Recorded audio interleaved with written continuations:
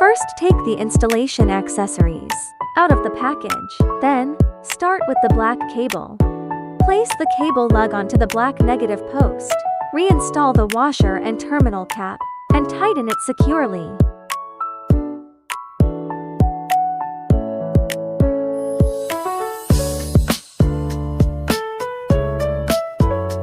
Next, repeat the same process with the red cable. Place the cable lug onto the red positive post.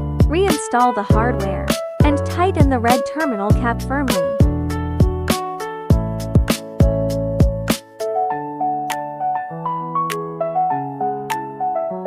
Finally, install the screws for grounding. Afterwards, the inverter can be used.